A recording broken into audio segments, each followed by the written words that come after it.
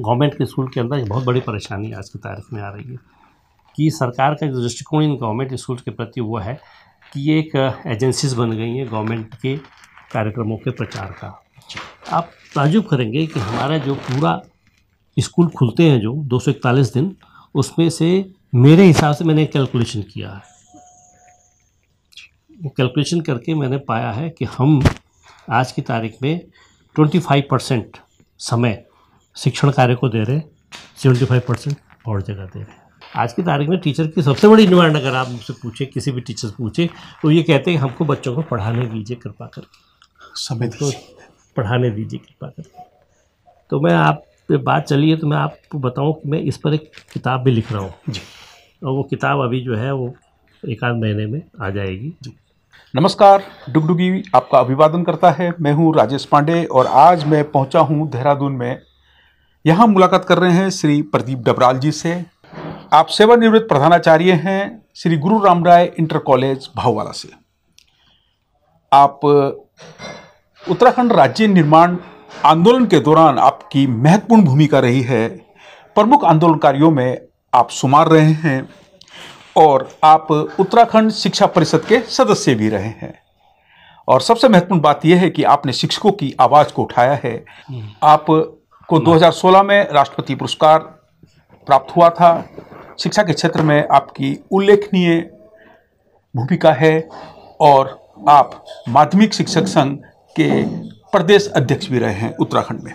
Sir, आपका स्वागत है डुगडुगी में। और आपसे मिलकर बड़ी खुशी हुई कि शिक्षा के क्षेत्र में आपने उल्लेखनीय प्रगति की है और आपने एक अलग जगाई है। शिक्षकों की मांगों को भी आपने पुरजोर तरीके से उठाया है। सर, हम आपसे जानना चाहेंगे कि एक शिक्षक के सामने किस तरह की चुनौतियाँ आती हैं? देखिए, अगर शिक्षक चुनौतियों को समझे तो सबसे पहली चुनौती तो उसके सामने ये है कि जो बच्चा एक कच्ची मिट्टी बन करके हमारे सामने आता है, उसको हम आकृति दें, उसके एक सुंदर आकृति बनाएं, उसकी एक अच्छा इंसान बनाएं उसको। सबसे पहली चुनौती तो ये होती है। मैं सोचता हूँ कि शिक्षक की मानसिकता ऐसी होनी चाहिए कि उसको व्यवसाय के रूप में न लेकर के एक इंसान के निर्माण में जो आनंद आता है बच्चे को, अगर बच्चा अच्छा निकलता है तो शिक्षक को वैसे ही आनंद आता है जैसे अपना बेटा अच्छा निकलता है ना अच्छे कंपटीशन में जी। बस सबसे बड़ी चुनौती ये है शिक्षक के सामने। रही बात शेष चुनौतियां शिक्षक की नहीं है अब जी, अर्थात की कोई चुनौती नहीं है शिक्षक के सामने। सरकार बहुत अच्छा वेतन दे रही है जी। शिक्षक आज वो शिक्षक नहीं रहा जो टूटी हुई चप्पल पहन करके और छतरी लेकर के चलता था और साइकिल पे चलता था। शिक्षक के पास 4 व्हीलर है सबके पास, प्राथमिक से लेकर के और माध्यमिक तक सब अच्छा है। आपका कहना है कि शिक्षक के पास अब धन संबंधी कोई दिक्कत नहीं है, आर्थिक रूप से शिक्षक सशक्त है, पर ज़रूरत यह है कि वो हर छात्र को अपने बच्चों की तरह समझें और उनके विकास के लिए कार्य करें। सर, एक और महत्वपूर्ण बात यह है कि आप साहित्य से भी जुड़े हुए हैं जी। जो आपकी जो साहित्यिक का जो सफ़र है उसके बारे में जानना चाहिए। मेरा साहित्य का सफ़र इस रूप में नहीं कि मैं बहुत बड़ा साहित्यकार हूँ। मैं तो जो दिमाग में आ जाता है तरंग के रूप में अपने इर्द गिर्द जो देखता हूँ, वातावरण को, पशुओं को, पक्षियों को, पर्वतों को, या राजनीतिक विसंगतियों को, धार्मिक विसंगतियों को, उन पर मैं लिख लेता हूँ। तो वो एक ऐसा नहीं है कि मैं कोई बहुत बड़ा मैंने कई ग्रंथ लिख दिए हों या कई किताबें लिख दी हों, ऐसा नहीं है। तो इस प्रकार जैसे कि कोरोना काल है जी, तो कोरोना काल में बड़े बड़े लोग कवि बन गए थे, आपको मालूम है। समय था जी, बैठे रहते थे घर पे, बाहर जाना नहीं था, तो क्या करते थे, जो लोग लिखते थे भावनाओं को, चारों तरफ की परिस्थितियों को, उससे विचार उत्पन्न होते थे। तो मैंने भी उसमें लेखन शुरू किया, तो लिखते लिखते लिखते लिखते उसने एक कविताओं की किताब का रूप धारण कर लिया जी। उसका मैंने प्रकाशित कराया। उसका नाम मैंने लिखा, उसका जो टाइटल था सिमटा कोलाहल। जी। ये सिमटा कोलाहल शब्द कहाँ से आया? जी। जब चारों तरफ सन्नाटा था, बिल्कुल सर। तो वहाँ से शब्द मैंने लिया, सिमटा कोलाहल। फिर मैं लिखता चला गया। 2 साल तक मैंने ऊपर जो लिखा उसको मैं दिमाग में आया कि यार इसका संकलन किया जाए। फिर मैंने अभी 1 साल पहले उसका एक संकलन छपवाया। तो कुछ उसमें अच्छी हैं, बहुत बढ़िया सृजन हुआ है, कुछ बहुत अच्छा उस स्तर का नहीं है, मैं मानता हूँ, लेकिन वो मैंने एक संकलन के रूप में उसको छापा था। सर, सेवानिवृत्ति के बाद आपने किताब लिखी, आपने काव्य रचनाएं शुरू की। सुनना चाहेंगे एक काव्य रचना को जो आपके बेहद करीब है। तो मैं, अगर आप इजाज़त दें तो मैं उस किताब से ही आपको बिल्कुल सर, सुना देता हूँ। बिल्कुल उसी काल का जो दृश्य था एक, मिट्टी और मुर्दा। मिट्टी और मुर्दा जो है कॉन्सेप्ट है कि क्या दुर्गत थी इंसान की, पॉलीथीन में लिपट करके मुर्द घाट में पड़ा रहता था और वहाँ पर लाइन लगी रहती थी। तो मैंने कल्पना की कि मिट्टी और मुर्दे का संवाद क्या है। देखिए क्या लिखा मैंने। मिट्टी ने कहा, मिट्टी पूछ रही है, पॉलीथीन में लिपटे तुम कौन पड़े हो, तुम कैसे मुर्दा हो, लगते नए नए हो। तो मुर्दे ने जवाब दिया, मैं कोरोना मुर्दा, साधारण नहीं मरा, लिपटा पॉलीथीन में, कोरोना के भेंट चढ़ा। फिर मिट्टी ने कहा, समझ गया, पर ये तो बता, मुर्दा तो मुर्दा है, तू पॉलीथीन में क्यों लिपटा है। मुर्दा बोला, कोरोना ने वार किया है, संक्रमण का खतरा है, इससे डरते हैं सारे, इसीलिए पॉलीथीन के पार्सल में छोड़ गए हैं तेरे सहारे। मिट्टी बोली, अब तू भाई मेरा, मैं तेरा सहारा, क्योंकि वो मुर्दा भी तो मिट्टी बन गया। अब तू भाई मेरा, मैं तेरा सहारा, अब तू माटी है, मैं भी माटी, खुलकर कुछ बात करें, अपनी पीड़ा को बांटें। जान लो, ये सब तो घूम रहे हैं मारे मारे, ये सब तो घूम रहे हैं मारे मारे, मिलेंगे मिट्टी में ही सारे। पर ये बतला दे, कोरोना ऐसा क्या करता है जो इंसान इतनी जल्दी मरता है। मैं बतलाता हूँ, मुर्दा बोला, मैं बतलाता हूँ, सारी प्रक्रिया समझाता हूँ। कोरोना ऑक्सीजन को कम करता है, फेफड़ों पर लेप चढ़ाता है, जब ये लक्षण आए उसको सभी कोरोना माने। अच्छा, यह लक्षण सब मुझ में भी है। मिट्टी कह रही है, धरती कह रही है, अच्छा यह लक्षण सब मेरे में भी हैं, निश्चित ही मुझे भी कोरोना हुआ है। मतलब इसमें जोड़ दिया गया कि मिट्टी यानी प्रकृति के साथ हम क्या कर रहे हैं, उससे जुड़ा हुआ है। मुर्दा बोला, नहीं नहीं, धरती हो, सबकी पीड़ा हरती हो, फिर तुम कोरोना से क्यों डरती हो। मिट्टी बोली, भाई मैं क्या बतलाऊं, तुमसे मैं क्या छिपाऊं, मानव कोरोना से डरता है, पर मेरे लिए वही कोरोना बन बैठा है, मुझको तो उससे भारी डर लगता है। जिस प्रकार से दोहन हो रहा है धरती का। तो मुर्दा बोला, ऐसा क्या है उसने किया, ऐसा क्या है उसने किया, क्यों तू उससे इतना खफा।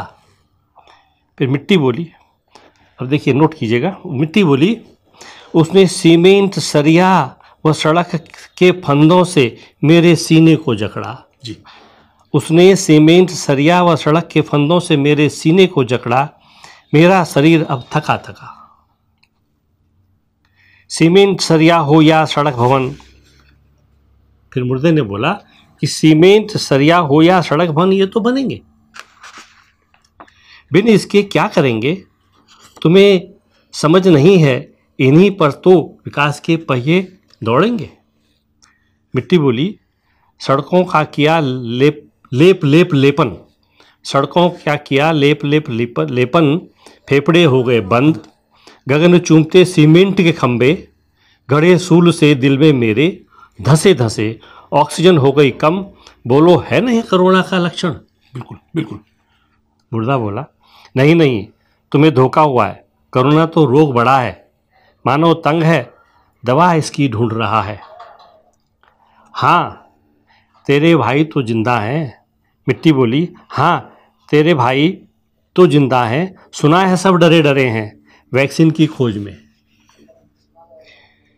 लगे पड़े हैं, पर मेरा क्या होगा, क्या मुझे भी कभी उपचार मिलेगा। मुर्दा बोला, तुम क्यों चिंतित, तुम्हारे उपचार व्यवस्था उम्दा है। अब ये व्यंग्य है, जो हमारे उतने वृक्षारोपण ये सब हम कर क्या रहे हैं, हकीकत क्या है जी। तुम क्यों चिंतित, तुम्हारी उपचार व्यवस्था उम्दा है, वृक्ष लगाओ हवा बचाओ के अभियान का सिलेंडर लगा है, गली गली में नारा गूंज रहा है, तुम्हारे सांसों के लिए दुनिया चिंतित है, बैठक बैठक का दौर चला है, प्रदूषण मुक्ति पर संसार लगा है। संसार पूरी दुनिया में चल रहा है, लेकिन हो रहा है प्रदूषण मुक्ति नहीं हो रहा है। मिट्टी बोली, मुझे पता नहीं ये सब क्या है, मैं नहीं जानता ये सब क्या है।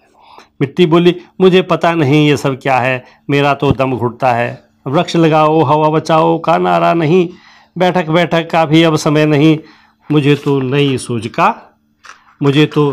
सोच का सिलेंडर लगना है, वरना तय है कोरोना से मुझे भी निश्चित मरना है। बहुत सही और बहुत सुंदर और बहुत उम्दा रचना आपकी है, और ये संवेदनाओं को जगाती है। ये बताने की कोशिश है कि एक मुर्दा और मिट्टी के बीच जो वार्तालाप है, वो जो वर्तमान जो दृश्य चल रहा है उसको उजागर करता है। मिट्टी के सहारे आपने प्रकृति की बात कह दी, मिट्टी के सहारे आपने पर्यावरण की बात कह दी, और जो मुर्दा है उसके सहारे आपने बता दिया कि मानवता अभी उतनी जिंदा नहीं है जितना हम समझते हैं। बहुत शानदार रचना सर। आपकी रचनाओं में संवेदना है, और संवेदना वही लिखता है जो संवेदनशील व्यक्तित्व होता है। सर, हम आपसे जानना चाहेंगे कि आप पहाड़ में रहे, पहाड़ का जीवन आपने जिया, पहाड़ की दिक्कतों को आपने समझा, इसीलिए आप उत्तराखंड राज्य निर्माण आंदोलन के एक पुरोधा के रूप में भी आप उसमें शामिल हुए, क्योंकि मैंने आपको देखा है, आपके संघर्ष को भी उस दौरान देखा है। हाँ बिल्कुल, आप सक्रिय थे उस समय। पहाड़ की एक बात जो आपको आज भी याद आती है, चाहे वो बचपन से जुड़ी हो, चाहे वो युवा अवस्था से जुड़ी हो। बहुत बढ़िया, बहुत बढ़िया। देखिए, पहाड़ में जिस प्रकार का सब जो कष्टमय जीवन जीते हैं, उतना कष्टमय तो मैंने नहीं जिया है। मैं आपसे बताऊं कि मैं गांव में नहीं रहा हूं, मेरी शिक्षा गांव में नहीं हुई, लेकिन पहाड़ के शहर में जैसे पौड़ी है और गोपेश्वर है, उत्तरकाशी, इन जगहों पे मैं रहा हूँ बचपन से। तकरीबन मैं छठी क्लास, मुझे लगता है छठी क्लास के ऑनवर्ड, तो उन दिक्कतों को तो मैंने झेला है जी। उस ज़माने में अपने सर पर गेहूं का बोरा लेकर के जी चक्की पे पिसाने जाना, उसको लाना और उकाड़ चढ़ना, ठीक है। मुझे याद आता है कि एक बार मैंने उस पर भी एक कविता लिखी थी जी। मैं जब लोग रहते थे ना नीचे, बहुत नीचे पौड़ी में लक्ष्मीनारायण मंदिर है, उससे भी नीचे में हम लोग रहते थे, और मेरा स्कूल होता था, एक जूनियर हाई स्कूल होता था बहुत ऊपर, तो वहाँ हम जाते थे। तो वो सड़क अब पक्की हो गई है, पर उसमें वो बिल्कुल कच्ची थी और उसे पैदल ही चला करते थे लोग। तो मुझे याद है कि बचपन में जब हम थक जाते थे तो रास्ते में एक पत्थर होता था, कई बार हमको पत्थर में बैठ कर के नींद आ जाती थी। बस्ता अपने तकिए के नीचे रखा जी, और हम सो जाते थे जी। एक रास्ते में नाला पड़ता था, धारा जी, उस धारे पर अपने मुंह धोते थे, अपने चप्पलें को धोते थे और खूब छटपट करते थे और फ्रेश होते थे, फिर हम घर आते थे। तो ये अक्सर जो कष्ट में जीवन पहाड़ का है, तो वो चढ़ाई वाला तो उसमें तो साधन इतने नहीं थे, अब तो हर आदमी का मोटरसाइकिल है, लेकिन पैदल ही चलते थे दूर दूर तक खूब। और याद है वो एक जगह ऊपर रांसी से नीचे किंकलेश्वर के रास्ते में पड़ता था, खूब याद है मुझे, बर्फ़ पड़ती थी बहुत भयंकर पौड़ी में, अभी पड़ती है। तो उस समय हमारी आर्थिक स्थिति ऐसी नहीं होती थी कि सब बच्चों को जो है हम आप जूते दिला दें। चप्पल में ही बर्फ में जाते थे स्कूल, बड़ा कष्ट में रहा। और पैर जो है किस प्रकार से बर्फ में हम जाते थे, कई बार चप्पल जो है पैर उस बर्फ में खो जाती थी। तो इस प्रकार से हमने ये सभी ने, हमारे पीढ़ी के सब लोगों ने ये कष्ट झेले, कोई हम अलग नहीं है। तो ये जो कष्ट रहे हैं, और सुविधाओं का अभाव था। जंगल से लकड़ी भी लाए और गाय भी पाली है। हमारी माता जी गाय पालती थी, तो उनके लिए हम लोग जंगल में जाते, घास भी लाते थे, लकड़ी भी लाते थे, स्कूल भी जाते थे, थैला बो करके चक्की से हम भी लाते थे। तो उस ज़माने का जीवन कष्ट में तो रहा ही है। और उस समय इतनी ज़्यादा जानकारियाँ कुछ होती नहीं थी, दुनिया बड़ी सीमित थी। तो उसी में खुश रहते थे। एक गुड़ की डली मिल जाए तो वो हमारे लिए बहुत बड़ा सही बात है सर। भूख का ज़माना था। मैं पांडे जी बताऊँ आपको। जी। अब मैं किस्सा सुनाता हूँ आपको जी। हमारे पिताजी जो है वो भेलियाँ लाते थे, जिससे भेली रख देते थे, टांड होता था तो टांड में भेली रखते थे। हम थे 6-7 भाई बहन। तो देखो दिक्कतें तो होती है, आर्थिक परेशानियाँ तो होती है, और जो क्या होता है कि जब ज़्यादा भाई बहन होती है और कमी होती है तो भूख भी ज़्यादा लगती है। होता है। तो मुझे याद आता है एक बार कि वो टांड में रख देते थे। हमको गुड़ बहुत पसंद था उस समय, क्योंकि विकल्प ही नहीं था कुछ। हम क्या करते थे, वो गुड़ का जो भेली होती थी उसमें से गुड़ निकाला हमने और उसको यूँ घुमा देते थे ताकि दूर से दिखाई ना दे कि खाया हुआ है। ये बिल्कुल साबुत है। दिखता था वो दूर से। एक भेली काटी, दूसरी तीसरी क्या मोड़ते चले गए। जब दूसरी उस भेली का नंबर आता था घर में, उस भेली को निकाला जाता था, वो देखा तो आधी खाई। तो उसका इंक्वायरी होती थी, किसने खाई। पिटाई सबकी होती थी जी। गलती एक की, पिटाई सबकी। तो ये मतलब उस जमाने के जीवन का जो है वो मुझे याद आया, तो मैंने आपको बताया कि ऐसा होता था। ऐसे आज नहीं है। आज का बच्चा देखे ना, के बच्चों तो हम ओवर फीडिंग करते हैं, ये खा ले, वो खा ले, ये कर ले, वो कर ले, है ना। ड्राई फ्रूट्स आ रहे हैं, जूस आ रहा है, सब आ रहा है, बदल गया। पहाड़ हो या प्लेन्स हो। ये जो आप बता रहे हैं किस वर्ष की बात होगी सर? ये है, मुझे लगता है 6ठी के आसपास होंगे, 5वीं 6ठी में रहेंगे उस समय। छोटे थे। हाँ, बहुत छोटे थे उस समय। और उत्तराखंड आंदोलन में आप महत्वपूर्ण भूमिका आपने निभाई है। जो मांगे थी, जो अवधारणा थी, क्या आपको लगता है कि आज हम उन अवधारणाओं को 23 साल हो गए हैं राज्य निर्माण को, क्या हम उनको पूरा कर पाए? देखिए, मैं बताऊँ आपको ना, कुछ हमारे उत्तराखंड के साथ पता नहीं क्यों इनजस्टिस तो किया गया है। मैं आपको बताता हूँ, छोटी सी बात बताता हूँ मैं आपको। झारखंड बना और वो छत्तीसगढ़ बना, उत्तराखंड बना। उनको अपनी राजधानी दे दी, तुम भी अपनी राजधानी ले लो। हमको त्रिशंकु बना के रख दिया। 23 साल हो गए, अभी तक राजधानी का मामला हमारा नहीं सुलझा। ये एक डिसऑनेस्ट जो है गेम हमारे साथ हुआ है, डिसऑनेस्ट गेम। क्यों हुआ ऐसा, मैं पूछना चाहता हूँ, क्यों किया गया ऐसा? आप इसका विकल्प के रूप में ये कर सकते थे कि जो हमारा रीऑर्गेनाइजेशन ऑफ स्टेट का जो बना था, एक्ट बना था, उसमें आप ये लिखते कि भाई स्थायी राजधानी फला फला होगी जी, XYZ कोई भी पहाड़ के अंदर, और उसमें ये लिख दिया जाता कि तदर्थ राजधानी देहरादून होगी और स्थायी राजधानी के लिए इतना इतना अरब रुपया, इतना करोड़ रुपया हम देते हैं जी। आज तक हम अपनी राजधानी में शिफ्ट कर चुके होते हैं। उस राजधानी के मुद्दे को साइलेंट कर दिया गया, ये कह दिया गया कि तदर्थ राजधानी देहरादून होगी, राजधानी का मुद्दा बाद में देख लिया जाएगा। आज हम राजधानी की लड़ाई लड़ रहे हैं 23 साल बाद भी। 23 साल बाद भी राजधानी की लड़ाई, और वो भी बात करते हैं हम पहाड़ पे।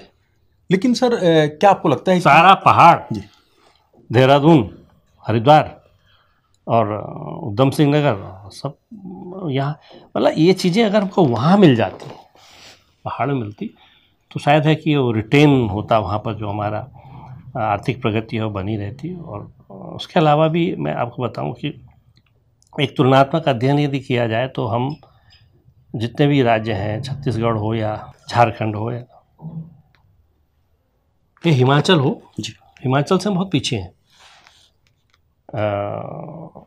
कुछ कमियां हैं जो बीच बीच में है, पता नहीं है वो, मुझे लगता है कि उसका इंटेंशन तो अच्छा ही रहा होगा। अब जैसे भू कानून है, तो भू कानून के विषय में ये जो है उसमें ऐसा होना चाहिए था कि हमारी अपनी आइडेंटिटी बनी रहती, हमारा अपने स्थानीय जो लोग हैं वो स्थानीय ज़मीन है ये सब बचे रहते तो। देखिए ये चीज़ें तात्कालिक हिसाब से तो ठीक लगती हैं कि यार किसी ने होटल खोल लिया, किसी ने इंडस्ट्री खोल ली, या किसी ने जो है वो एक रिजॉर्ट खोल लिया, तात्कालिक तो ठीक लगा। लेकिन दीर्घकालिक दृष्टि से अगर आप देखें तो ये उत्तराखंड के लिए हितकर नहीं है। एक बाढ़ सी आ गई है, उत्तराखंड की ज़मीनों की लूट मची हुई है। जो अवधारणा पर एक आंदोलन लड़ा गया था, एक राज्य निर्माण की बात कही गई थी, बहुत कुछ हो रहा है, ऐसा नहीं है कि उत्तराखंड के अंदर बहुत कुछ हुआ है, लेकिन सही दिशा में। देखिए देहरादून क्या हो गया, देहरादून एक एजुकेशन हब बन गया है, लेकिन देहरादून का जो हर गली मोहल्ले में ड्रग्स है, हर गली मोहल्ले में। हमारे उत्तराखंड के अंदर जो है एक तो नशाखोरी जी बहुत बड़ा अभिशाप। हालांकि ये नशाखोरी तो पूरी दुनिया में ही है जी, नशाखोरी से कोई बचा हुआ नहीं है, लेकिन जो हमारी नई पीढ़ी है सबसे ज़्यादा चिंता इनकी है हमको, किस प्रकार से नशे में वो डूब रहे हैं और विनाश की ओर जा रहे हैं नए बच्चे। तो ये नशे पर भी मैंने बहुत लिखा है, कुछ लिखने की कोशिश की है। तो ये चीज़ें जो हैं इनसे हमें बचना चाहिए। इस समय हम मुलाकात कर रहे हैं श्री प्रदीप डबराल जी से। आप सेवानिवृत्त प्रधानाचार्य हैं और आप माध्यमिक शिक्षक संघ के प्रदेश अध्यक्ष भी रहे हैं। राज्य निर्माण आंदोलन में आपकी महत्वपूर्ण भूमिका रही है और वर्तमान में आप साहित्य की रचना कर रहे हैं। समसामयिक मुद्दों पर आप साहित्य रचते हैं। सर, मैं आपसे जानना चाहूँगा कि वो कौन से मुद्दे हैं जिनको आप अपने साहित्य में फोकस करते हैं? नहीं, मैंने पहले बताया कि ऐसा साहित्यकार मैं नहीं हूँ, लेकिन हाँ कभी तरंग आती है तो मैं लिख लेता हूँ और अपने इर्द गिर्द जो देखता हूँ उस पर लिख लेता हूँ। जैसे राजनीतिक घटनाक्रम होते हैं, राजनीतिज्ञों का चरित्र व्यवहार होता है, प्राकृतिक जो आपदाएं आती हैं, पहाड़ पे जो जिस प्रकार का वातावरण आजकल हो रहा है, प्रकार से फ्लडिंग वगैरह का, और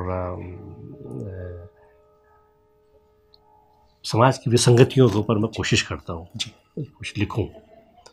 बहुत बड़ा कवि भी नहीं हूँ, बहुत बड़ा साहित्यकार भी नहीं हूँ, लेकिन मैं एक बात मानता हूँ कि हर आदमी के अंदर थोड़ा थोड़ा कवि सबके अंदर होता है। बिल्कुल सर, बिल्कुल। तो थोड़ा थोड़ा जो कवि है जी, वही कभी कभी बोल जाता है जी, उससे ज़्यादा और कुछ नहीं है।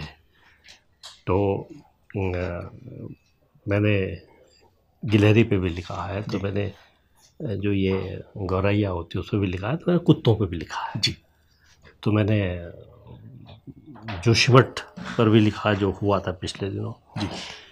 और आज के हालात में जो युद्ध हो रहा है इजराइल और हमास के बीच में, उस पर भी मैंने थोड़ा सा पिछले एक आध दिन पहले कुछ कोशिश की थी हल्का फुल्का लिखने की जी।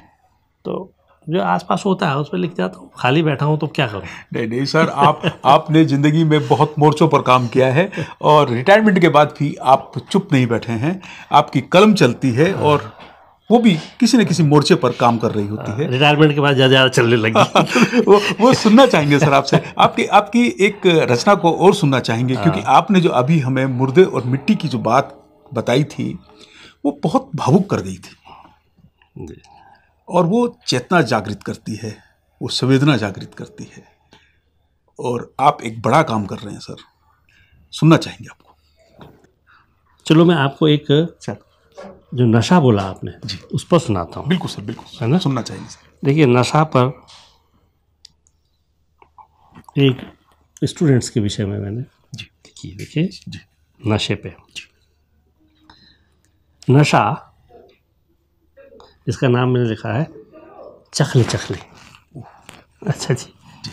नशा, नशा फितरत में मानव के सदा रहा, पर दायरे में था अफसोस, अब यत्र तत्र सर्वत्र हो गया। पुड़िया चलते चलते चली, पुड़िया चलते चलते चली, गली गली में चल, गली गली से चलकर स्कूल में पहुंच गई। मासूम जिंदगी के हाथों में आ गई। दिल का टुकड़ा, दिल का टुकड़ा माता पिता का, अरमानों को सजाए घर से निकला। ये देहरादून के संदर्भ में विशेष रूप से, हमारे पहाड़ के बच्चे आते हैं जी। दिल का टुकड़ा माता पिता का, अरमानों को सजाए घर से निकला। संगत में साथियों की चखले चखले, संगत में साथियों की चखले चखले, सुनते सुनते चंगुल में फंस गया। पहला कदम, शुरू में क्या होता है? पहला कदम सुखद एहसास है। ये उन सब बच्चों के लिए संदेश है जो नशे के चंगुल में चले गए हैं या जाने के लिए तैयारी कर रहे हैं। पहला कदम सुखद एहसास है, साथी बोले लंबी सांस ले। ले भाई सिगरेट ले, लंबी सांस ले। पहला कदम सुखद एहसास है, साथी बोले लंबी सांस ले। बसता है सांसों में, निभाता पूरा साथ है। फिर तुम्हारी सांसों में बस जाता है, पूरा साथ निभाता। बसता सांसों में है, निभाता पूरा साथ है, शमशान तक छोड़ता नहीं है तुम्हें।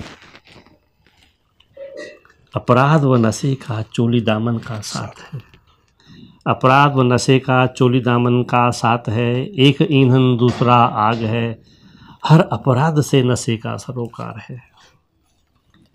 अब अपराध क्या है? नारी से दरिंदगी की जो भी खबर छपती, नारी से दरिंदगी की जो भी खबर छपती, हर खबर के अंत में पंक्तियाँ लिखी मिलती, उसने अंजाम देने से पहले पी थी, उसने अंजाम देने से पहले पी थी। अब देखिए स्टूडेंट्स के साथ क्या हो रहा है, या हमारे पहाड़ में क्या हो रहा है। खड्ड में गिरी बारात, पार्टी से लौटते फ्लाईओवर से टपकते छात्र, पेड़ पर चिपकी नशीली कार, हर डकैती में हर फिरौती में करता है बड़ा काम, बनता है प्रेरक महान। नशा,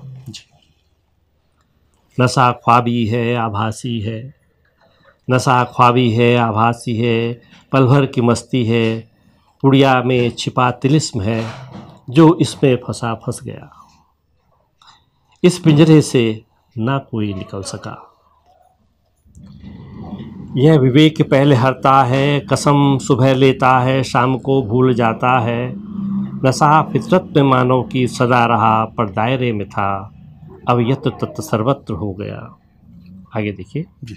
दोस्त बोले सूंघ ले, दोस्त बोले सूंघ ले, बस एक घूंट पी कर देख ले, जहर कितना चाहिए मरने के लिए। जिंदगी बोले, जिंदगी बोले, जिंदगी बोले, फिसलते पल को पहचान ले। जिंदगी बोले, फिसलते पल को पहचान ले, फिसलते फिसलते नदी के दरिया में तुम कब बह गए, तुम्हें कहाँ खबर है। डुगडुगी एक बार फिर आपका अभिवादन करता है। मैं हूं राजेश पांडे और आज मैं मुलाकात कर रहा हूं देहरादून में श्री प्रदीप डबराल जी से। आप सेवानिवृत्त प्रधानाचार्य हैं, शिक्षा के क्षेत्र में उल्लेखनीय कार्य किए हैं। 2016 में आपको शिक्षा के क्षेत्र में राष्ट्रपति पुरस्कार प्राप्त हुआ है। सर, मैं आपसे जानना चाहूँगा कि जो नई शिक्षा नीति है NEP 2020, NEP जो है एक बहुत प्रोग्रेसिव डॉक्यूमेंट है। अगर इसमें बहुत बड़े लोगों का विज़न है और अगर NEP को सक्सेसफुली इम्प्लीमेंट किया गया, जिसकी मुझे उम्मीद है कि इस सरकार के रहते हुए हो जाएगा, लेकिन इसमें बहुत सारे परंतुक भी हैं, बहुत सारे प्रश्न चिन्ह भी लगते हैं। लेकिन वो सभी पॉलिसीज़ पे लगते हैं जब तक इम्प्लीमेंट नहीं होती है। हमें आशावादी होना चाहिए। लेकिन जो नई शिक्षा नीति का दस्तावेज़ को अगर आप पढ़ें तो इसमें बहुत इनोवेटिव सजेशंस दिए, बहुत प्रपोजल्स हैं बहुत ज़्यादा। तो सबसे पहले तो स्ट्रक्चर की बात करते हैं कि स्ट्रक्चर हमको जो है, इसमें स्ट्रक्चर में एक सबसे बड़ी अच्छी चीज़ ये हो गई है कि हमने इसमें अपने प्री प्राइमरी एजुकेशन को जोड़ा है। प्री प्राइमरी एजुकेशन का मतलब होता है कि हम प्राइमरी की कक्षा को कक्षा 1 से मानते हैं। उससे पहले भी यहाँ इसमें व्यवस्था की गई कि 3 साल तक बच्चा और पढ़ेगा पहले, उसके बाद जो है वो स्ट्रक्चर जो है वो, उसको बहुत लंबा मैं नहीं बताना चाहता क्योंकि बहुत सारी चीज़ें इसमें हैं, लेकिन बेसिक चीज़ यही है। दूसरी जो सबसे इम्पोर्टेंट चीज़ इसमें ये की गई है कि इसमें फ्लेक्सिबिलिटी बहुत रखी गई है इस नए एजुकेशन सिस्टम। जैसे पिछला एजुकेशन सिस्टम होता था तो उसमें क्या होता था कि आप साइंस के स्टूडेंट हैं, मैं आर्ट्स का स्टूडेंट है, वो कॉमर्स का स्टूडेंट है, तो हमने 9th में या 12th में हमने जो सब्जेक्ट ले लिए 2 साल पढ़ेंगे, बीच में हम चेंज नहीं कर सकते थे। अब फ्लेक्सिबिलिटी है, वो बाधाएं हट गई हैं, उन बाधाओं को समाप्त कर दिया गया। आप जो है किसी भी सब्जेक्ट को ले सकते हैं, पूरी लिस्ट है, उसमें से किसी भी सब्जेक्ट को लीजिए और कभी भी चेंज कर लीजिए, जो आप पर है। अपनी कैपेसिटी आप देखिए, अपना एप्टीट्यूड आप देखिए, उस हिसाब से आप कर सकते। तीसरी चीज़ में ये बहुत अच्छी की गई है कि जो परीक्षा का बोझ होता था ना बच्चों के सिर पे, वो समाप्त कर दिया गया है बहुत हद तक। अब बच्चा जो है वो उसको और अटेम्प्ट करने का भी उसमें, जैसे बोर्ड का एग्ज़ाम हुआ था ना अभी, तो अभी फिर जुलाई में बच्चों ने एग्ज़ाम दिया है, जुलाई अगस्त में बच्चों ने एग्ज़ाम दिया है, तो उनको दोबारा भी इसमें चांस दिया गया है। और तीसरा ये किया गया है कि जो हमारा हायर एजुकेशन है उसमें सेमेस्टर सिस्टम कर दिया गया है, तो वो जो है अब सेमेस्टर सिस्टम से हम लोग जाएंगे। और इसके अलावा उसमें एक बहुत अच्छा जो हमको बहुत पहले कर देना चाहिए था, भारत की जनसंख्या को देख के वोकेशनल एजुकेशन पर बहुत जोर दिया गया है। अगर आप देखें तो इस एजुकेशन पैटर्न के अंदर कक्षा 6 से वोकेशनल एजुकेशन को प्रोत्साहित करने के लिए विचार दिए गए हैं। जैसे कि इसमें ये किया गया है कि कक्षा 6 में जो बच्चा होगा उसको भी 10 दिन किसी न किसी क्राफ्ट के साथ पे, किसी न किसी, चाहे वो या शिल्पकार है या फार्मिंग करने वाले लोग हैं या कोई बिजली का काम करना है, तो उस बच्चे को ऐसा कुछ इसमें किया गया है कि उसके साथ उसको अटैच किया जाएगा, उसको दिया जाएगा। इसके अलावा ITI बने हुए हैं, है ना। ITI में क्या है कि बच्चा 8वीं 10वीं के बाद वहाँ जाता है, एक सर्टिफिकेट या डिप्लोमा ले लेता है, लेकिन डिप्लोमा भी नहीं देते वो, डिप्लोमा तो +2 के बाद देते हैं, सर्टिफिकेट देते हैं। और जो हमारा ये हुआ है अभी, इसमें सर्वे हुआ है, तो उसमें हमारे आपको ताजुब होगा कि सिर्फ 5% स्टूडेंट्स उसमें होते हैं जो ITI में ITI में जाते हैं, वोकेशनल में जाते हैं। जबकि जो है विदेशों के अंदर वोकेशनल एजुकेशन को बहुत इम्पोर्टेंस दी गई है। आपको ताजुब होगा जितने यूरोपियन कंट्रीज है ना, उसमें 50% से ऊपर लोग इस लेवल पे 10th और 12th के लेवल में वोकेशनल एजुकेशन में चले जाते हैं। और कुछ कंट्रीज़ तो ऐसे हैं जैसे कि ये है साउथ कोरिया है, यहाँ पर तो 90% लोग जो है वोकेशनल एजुकेशन में होते हैं। US में, जर्मनी में, इनमें उसी हमारे इस NEP में लिखे हैं ये सब डाटा जी, उन्होंने ही दिया हुआ है ये सब कि कहाँ कितना किस देश के अंदर कितने बच्चा जो है उसमें जाता है वोकेशनल एजुकेशन। हमारे यहाँ वो उसका डाटा 5% दिया गया है, क्योंकि अब तो खैर थोड़ा बदल गया है, क्योंकि अब बहुत सारे प्राइवेट इंस्टीट्यूट्स खुल गए हैं, तो उसमें जाने लग गए लोग। अब लोगों में थोड़ा चेतना जागृत हुई है कि मुझको कुछ ऐसा काम सीखना चाहिए जिससे मेरा रोजी रोटी बने, अदरवाइज़ पहले ये चीज़ नहीं थी। तो इसमें हमारी सरकार का एक टारगेट है NEP में कि हम 2025 तक 50% बच्चों को वोकेशनल एजुकेशन में डालेंगे। हालांकि एक बहुत महत्वाकांक्षी जो वो है, 25 तक तो नहीं पाएगा, देखो 24 आने वाला है जी। क्योंकि इसके लिए जो सरकार ने वोकेशनल एजुकेशन और जो हमारा एकेडमिक होता है इसको जोड़ने के लिए उन्होंने एक योजना बनाई है, इंटीग्रेशन काउंसिल। इंटीग्रेशन काउंसिल का मतलब हुआ कि जो एकेडमिक एजुकेशन है उसको और वोकेशनल एजुकेशन को जोड़ने के लिए उन्होंने एक संस्था बनाई है या नहीं बनाई है, लेकिन उसे प्लान है, जो इनको जो है इंटीग्रेट करेगा।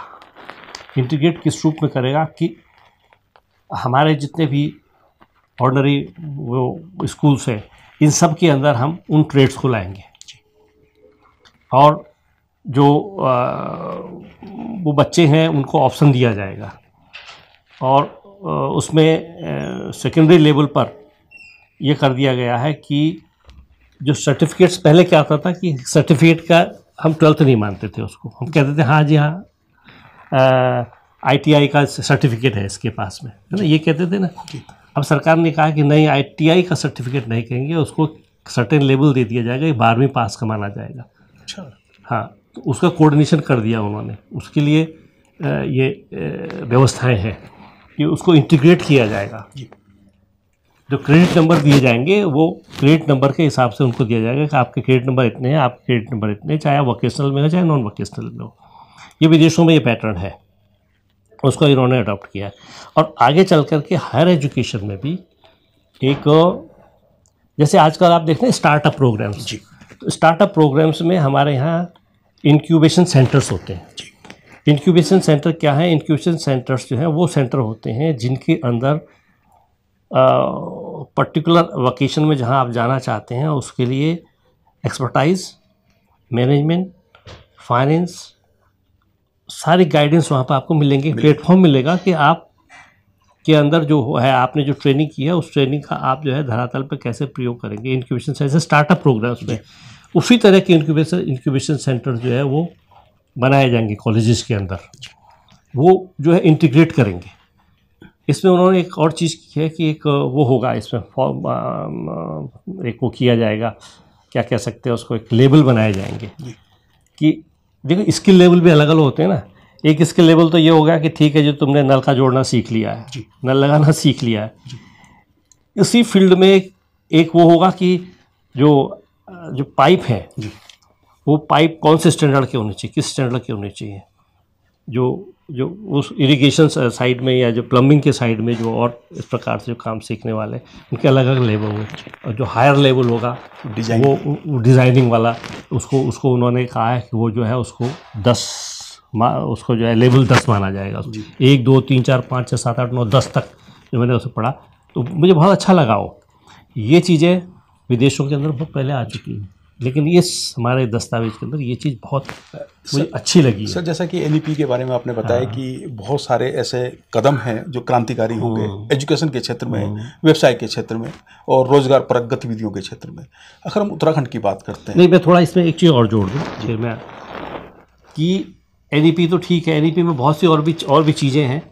हायर एजुकेशन में भी बहुत चेंजेस आए हैं, लेकिन उसमें हम बहुत विस्तृत उसमें जाए। पर एक चीज़ का मैं जरूर एम्फेसाइज करना चाहूँगा यहाँ पे, एजुकेशन की बजटिंग के विषय में बहुत इम्पोर्टेंट है वो बोलना। हमने NEP लागू कर दिया, उत्तराखंड ने क्लेम किया है कि उन्होंने सबसे पहले लागू किया है, तो NEP के लिए जो बजटिंग होनी चाहिए वो हमारे यहाँ नहीं हो पाएगी। आपको पांडे जी जान के ताज़ुब हुआ कि हमारा कोठारी कमीशन ने कहा था कि जो आपका GDP है उसका 6% जो है आप एजुकेशन को देंगे। ये आपको मैं बताऊं कि हम बहुत पीछे हैं इस मामले में, एजुकेशन के बजटिंग के मामले में। हमने अभी खींचतान करके इस समय जो पिछला बजट था उसमें 3.1 यानी 6% होना चाहिए, 3.1 दिया है। पूरी दुनिया का एवरेज जो है एजुकेशन के बजट का 4 पॉइंट कुछ है। हमसे जो पिछड़े देश है, नेपाल, ठीक है, और भूटान और कुछ ऐसे देश हैं जो हमसे ज़्यादा बजट दे रहे हैं, ठीक है। डेवलप्ड कंट्रीज़ की आप बात करें, अमेरिका की सबसे ज़्यादा एजुकेशन का बजट नॉर्वे में है। दुनिया का सबसे बढ़िया एजुकेशन सिस्टम नॉर्वे का माना जाता है, 9.6 है उनका GDP का, 6% से ऊपर है सब डेवलपिंग कंट्रीज़ का, अमेरिका वगैरह में आप देख लीजिए। हमने न्यू एजुकेशन पॉलिसी लागू की, पर हमको जो 64 साल पहले हो जाना है, जो कोठारी कमीशन ने जो कहा था, उस कोठारी कमीशन की जो रिपोर्ट है उसके आधार पे 6% GDP होना चाहिए था, हमने नहीं किया वो। तो हमारे वर्तमान सरकार जिन्होंने NEP लागू की है, उससे हमारे निवेदन ये है कि बजट को भी बढ़ाना चाहिए और हमारे जो खास करके गवर्नमेंट स्कूल्स हैं, उन गवर्नमेंट स्कूल की स्थिति को सुधारने की बहुत आवश्यकता है। गवर्नमेंट स्कूल्स के अंदर चलते चलते मैं बता देता हूँ, गवर्नमेंट के स्कूल के अंदर एक बहुत बड़ी परेशानी आज की तारीख में आ रही है कि सरकार का जो दृष्टिकोण इन गवर्नमेंट स्कूल्स के प्रति वो है कि ये एक एजेंसीज बन गई हैं गवर्नमेंट के कार्यक्रमों के प्रचार का। आप ताज्जुब करेंगे कि हमारा जो पूरा स्कूल खुलते हैं जो 241 दिन, उसमें से मेरे हिसाब से मैंने कैलकुलेशन किया है, कैलकुलेशन करके मैंने पाया है कि हम आज की तारीख में 25% समय शिक्षण कार्य को दे रहे हैं, 75% और जगह दे रहे हैं। एक इंटरेस्टिंग आपको फैक्ट्स देना चाहता हूँ। 2017 में एक भारत सरकार की संस्था है national university of education planning and administration, NUEPA कहते हैं उसको। उन्होंने रिपोर्ट 2017 में दिया, मुझे भी ताज्जुब हुआ, तो गूगल किया मैंने तो मिल गया मुझे। उन्होंने कहा कि 19% बच्चों के हिस्से में आ रहा है, 19% बच्चों के हिस्से में आ रहा है हमारा जो टाइम शिक्षा के लिए जो हमारे स्कूल खुलते हैं उसमें से 19% हम बच्चों को दे रहे हैं, शेष जितना भी है अन्य एक्टिविटीज़ में है। उनका कैलकुलेशन ये है, ठीक। और हमने इस विषय में आप किसी भी शिक्षक से पूछ लीजिए उत्तराखंड के, किसी शिक्षक से पूछिए राज्य के, आप कभी इसका सर्वे करना, मैं आपको विषय दे रहा हूँ, वो शिक्षक क्या कह रहा है, बहुत अच्छा हो रहा है, सरकार हमको क्या कहते हैं उसको दे रही है, ये कंप्यूटर दे रही है और टैबलेट जिसे कहते हैं, और वर्चुअल एजुकेशन भी हो रहा है, सब कुछ हो रहा है, बजटिंग हो रही है, आइडियल मॉडल स्कूल बन रहे हैं, कहीं इंग्लिश मीडियम स्कूल बन रहे हैं। बात लेकिन हमारे जो गुरुजी हैं उनको पूछिए आप ना कि गुरुजी को जो है बच्चों को शिक्षित करने का कितना टाइम मिल रहा है। आज की सबसे बड़ी चैलेंज अगर एजुकेशन की है, जो कि NEP ने भी कहा है, वो है कि प्रॉब्लम ऑफ लर्निंग। सबसे बड़ा चैलेंज है कि लर्निंग कितनी हो रही है, ये सबसे बड़ा चैलेंज है, ये हमारे एजुकेशन पॉलिसी ने भी कहा है। लेकिन उसके समाधान के लिए हम क्या कर रहे हैं, इस पर विचार होने की बहुत आवश्यकता। मैंने इस विषय में लिखा भी है, मैंने सरकार को पत्र व्यवहार भी किया, और ये मैंने नहीं लिखा है, ये सारे टीचर्स जितने भी हैं। आपने कहा ना कि यूनियन की सबसे बड़ी प्रॉब्लम क्या है या टीचर्स की सबसे बड़ी डिमांड क्या है, आज की तारीख में टीचर की सबसे बड़ी डिमांड अगर आप मुझसे पूछे, किसी भी टीचर से पूछे, तो ये कहते हैं हमको बच्चों को पढ़ाने दीजिए कृपा करके, समय तो पढ़ाने दीजिए कृपा करके। तो मैं आप पे बात चली है तो मैं आपको बताऊं कि मैं इस पर एक किताब भी लिख रहा हूँ जी, और वो किताब अभी जो है वो एक आध महीने में आ जाएगी जी। उस पर भी मैंने इस चीज़ को फोकस किया है। मैंने कहा बच्चों को आप पढ़ाने के लिए हमको समय दीजिए, वहाँ पर अब छात्र संख्या बढ़ानी है तो हमको उन छात्रों को वो क्वालिटी देनी पड़ेगी अपने स्कूल के अंदर। मैं आपको चलते चलते बताऊँ कि मैंने इसमें एक्सपेरिमेंट किया अपने विद्यालय में। जब मैं प्रधानाचार्य बना तो सबसे पहला काम मैंने ये किया कि मैंने अपने विद्यालय के अंदर इंग्लिश मीडियम शुरू कर दिया जी, और बहुत चैलेंजेस मुझे फेस करने पड़े।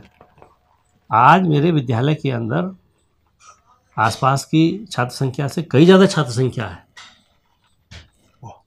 कभी आप हमारे विद्यालय में जाकर के देखिएगा, वहाँ पर गुरुराम इंटरव्यू भावाला में, तो वहाँ पे जो छात्रों का गेटअप आप देखेंगे, छात्रों का जो एटीट्यूड देखेंगे, छात्रों को देखेंगे, तो वहाँ पर आसपास के सब इंग्लिश मीडियम के स्कूल के जो बच्चे हैं वो हमारे यहाँ एडमिशन लेने आते हैं। तो हमको, मैं ये नहीं कह रहा हूँ कि इंग्लिश मीडियम ही होना चाहिए, हम हिंदी मीडियम में बहुत अच्छा कर सकते हैं जी। क्या सरकार ने कभी ये कोशिश करी है कि हम अपने बच्चों की जो क्रीम हमारी है उसको प्रशिक्षण दे करके इन कॉम्पिटिशन्स के लिए तैयार करें? तो ये चीज़ जिस दिन हम ये करने लग गए ना, मीडियम छोड़िए, जिस दिन हम ये करने लग गए ना, सब लोग हमारे यहाँ आएंगे। हम आज भी जो है, मैंने बहुत सारे स्कूलों में देखा ना, मैं जब पढ़ता था तो खाकी पैंट और नीली पैंट, नीली कमीज पहन करके स्कूल में जाते थे, ठीक है ना। आज भी मैंने कई स्कूलों में देखा, मुझे बड़ी रिपल्सिव फीलिंग आती है यार। ये मैंने कहा आज की तारीख में भी ये कहाँ है? कम से कम यूनिफॉर्म तो बदल दो अपने स्कूल की। ये इसके लिए भी हम सरकार पर डिपेंड रहेंगे क्या? सर, ये तो गुरुजी को खुद करना चाहिए, स्कूल के प्रिंसिपल को खुद करना चाहिए। बिल्कुल सही बात है सर। और जैसा कि आप अभी बता रहे हैं कि बहुत सारी विसंगतियां हैं, बहुत सारी दिक्कतें हैं, चैलेंजेस हैं, जो एनईपी की हम बात कर रहे थे, जो वोकेशनल ट्रेनिंग की हम बात कर रहे हैं, सर क्या आपको लगता है कि जो दूरस्थ क्षेत्र हैं पहाड़ के, वहाँ पर एनईपी को लागू करने में दिक्कतें आएंगी, और वो क्या दिक्कतें होंगी?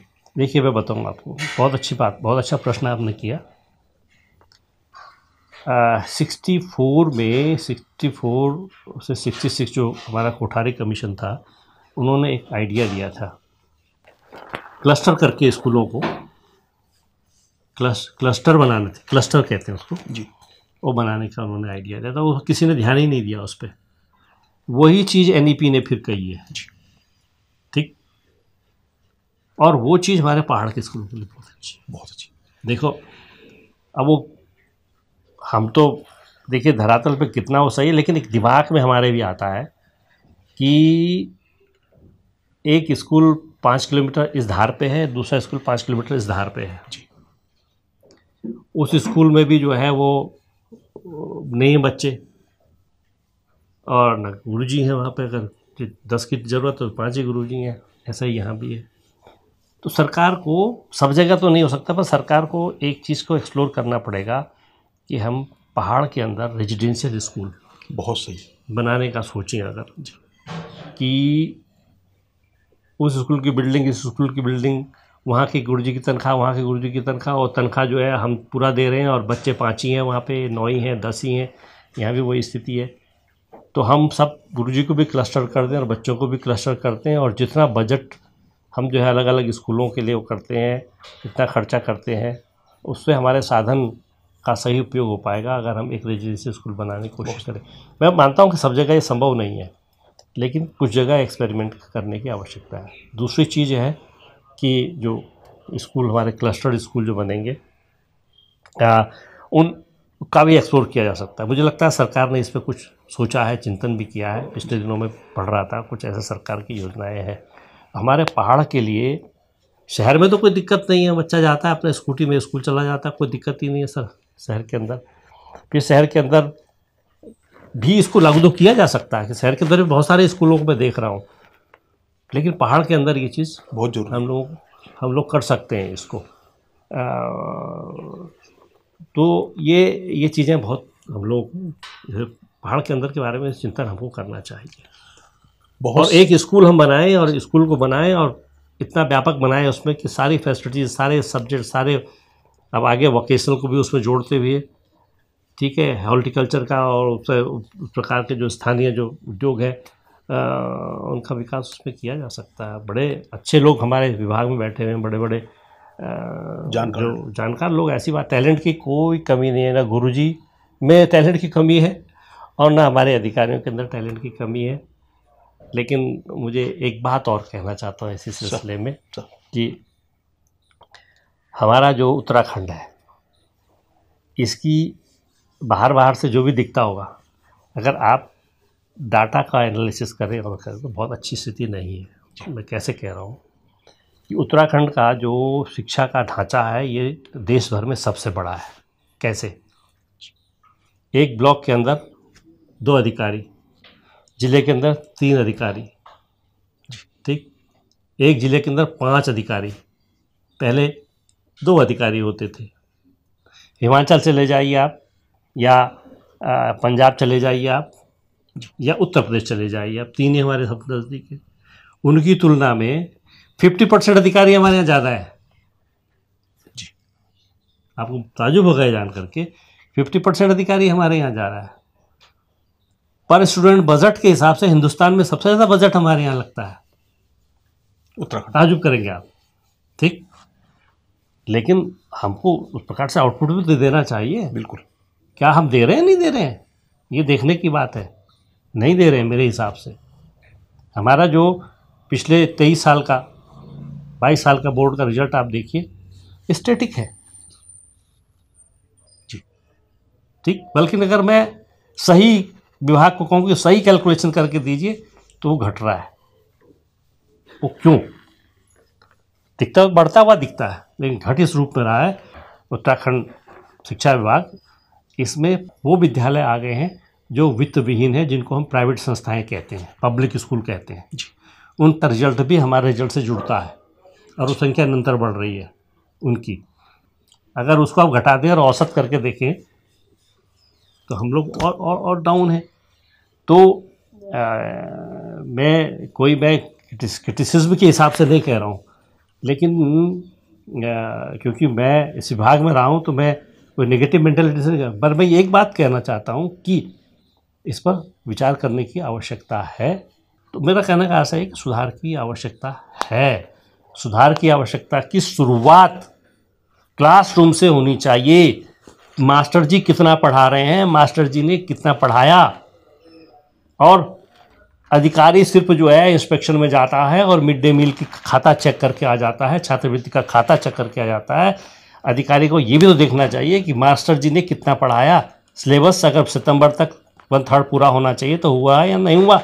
आज कोई बता दे मुझे अधिकारी को इस प्रकार से ये चीज़ देखने जाता हो।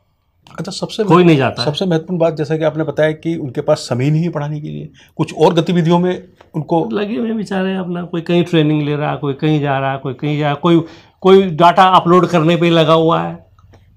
शिक्षक का काम पढ़ाना है और वो पढ़ा भी रहे हैं, वो चाहते भी हैं पढ़ाना, लेकिन उनको और गतिविधियों में लगाया जाता है, उनसे और कार्य लिए जाते हैं। अभी हम बात कर रहे थे श्री प्रदीप डबराल जी से। आप रिटायर्ड प्रिंसिपल हैं और एजुकेशन से जुड़े हुए, खासकर उत्तराखंड के परिप्रेक्ष्य में आपने महत्वपूर्ण बिंदुओं को उजागर किया है।